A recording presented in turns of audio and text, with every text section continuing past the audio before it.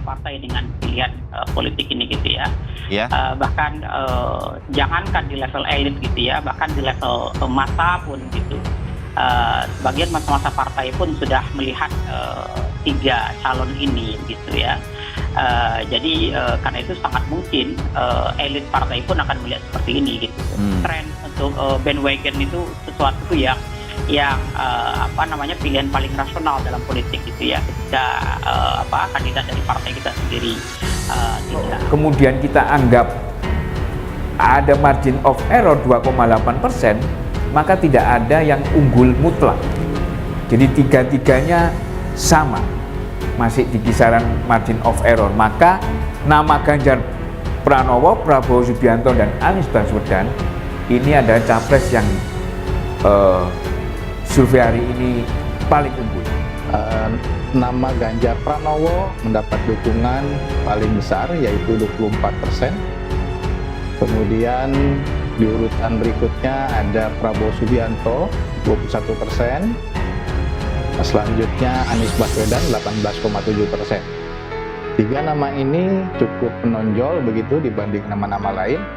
Perubahan dukungan untuk Ganjar yang warna merah itu mengalami kenaikan dari 8,8% di Maret 2021 menjadi 24% pada Oktober 2022. Kalau bahasa peneliti itu adalah ini sudah bisa disimpulkan, apalagi ketika pertanyaannya adalah jika hari ini dilakukan pemilu pencoblosan, maka dipastikan Ganjar Pranowo akan lebih unggul daripada Anies Baswedan dan Prabowo. Prabowo sudah urutan ketiga, ini sudah di luar margin of error 2,8%. Jawa Tengah hingga daerah istimewa Yogyakarta akan menjadi medan pertarungan antara Ganjar, Prabowo, dan Anies Baswedan. Hasil survei Lembaga Development Technology Strategy atau DTS memperlihatkan popularitas dan elektabilitas Ganjar Pranowo sebagai kandidat terkuat Capres 2024. Survei yang digelar pada pekan pertama hingga ke-4 Oktober 2021 di 29 provinsi. Ganjar Pranowo berada di urutan 3 besar bersama Prabowo Subianto dan Anies Baswedan. Direktur Eksekutif DTS, Ainur Huda memprediksi persaingan sengit tiga tokoh tersebut di Pilpres 2024 akan terjadi di daerah istimewa Yogyakarta hingga Jawa Tengah.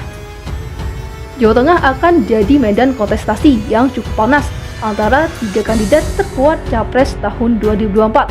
Tiga nama kandidat kuat Capres masing-masing yaitu adalah Ganjar Pranowo, Prabowo Subianto, dan Anies Baswedan akan bersaing ketat memperebutkan suara di Jawa Tengah hingga daerah istimewa Yogyakarta, kata Ainur Huda dalam keterangannya.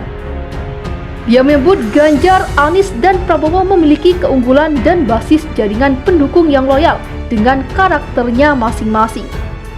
Jadi siapapun pemenang Pilpres 2024, sudah hampir pasti wilayah itu akan memiliki perwakilannya di pimpinan nasional ke depannya, ungkapnya.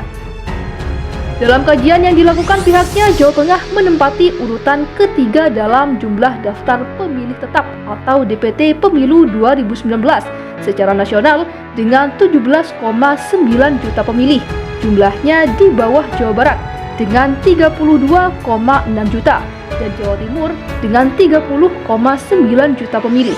Sementara daerah istimewa Yogyakarta memiliki jumlah pemilih tetap 2,7 juta jiwa. Menurut dia, Ganjar memiliki basis dukungan yang kuat, mengingat posisinya sebagai Gubernur Jawa Tengah, punya jaringan mesin politik terkuat dari PDIP.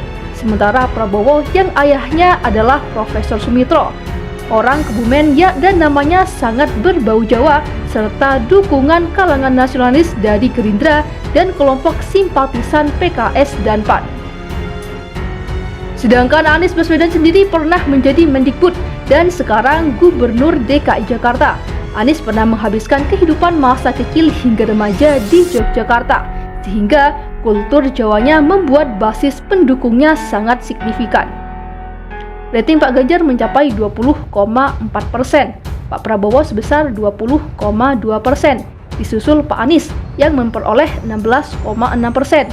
Ganjar Pranowo unggul dengan rating elektabilitas 31,57%, disusul Prabowo Subianto dengan 28,1%, dan Anies Baswedan yang memperoleh 24,58%, dan sisanya 15,74% masih belum menentukan pilihannya.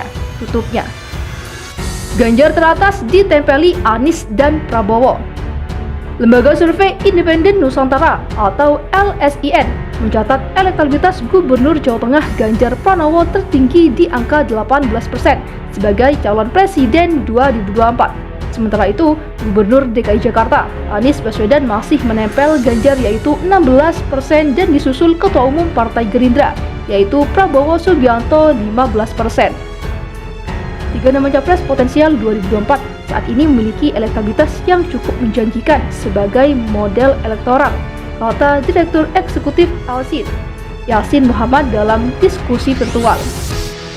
Sementara itu, Gubernur Jawa Barat Ridwan Kamil mendapatkan di bawah 10% yaitu 6,4%, Sandiaga Uno 5,6%, Ketua Umum Partai Demokrat Agus Harimurti Yudhoyono 3,7%, Khofifah 2,1%, Erlangga Hartarto 1,9%, Puan Maharani 1,6%. Tiga capres dari simulasi ketum parpol itu patut dipertimbangkan. Sebagai kuda hitam, nama AHY dan Erlangga patut menjadi perhitungan, bebernya.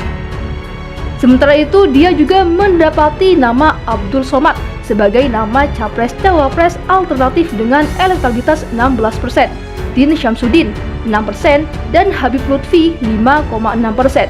Kemudian dia juga membeberkan elektabilitas capres-cawapres alternatif dengan klaster politisi. Ada Khofifah 10%, Zainuddin Amali 9,5%, dan Mahfud MD 9,1%. Sedangkan elektabilitas capres-cawapres alternatif dengan klaster profesional terdapat Sandiaga Uno 30%, Ridwan Kamil 25%, dan Nadiem Makarim 9%. Nama-nama potensial di atas memiliki modal elektoral dan berpotensi menjadi cawapres alternatif pada pemilu 2024, ungkapnya.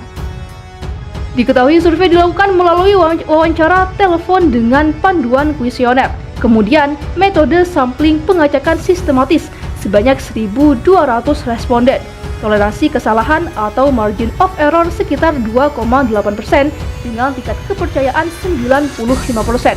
Survei dilakukan pada 8 sampai 15 Oktober 2021. Responden merupakan warga negara Indonesia.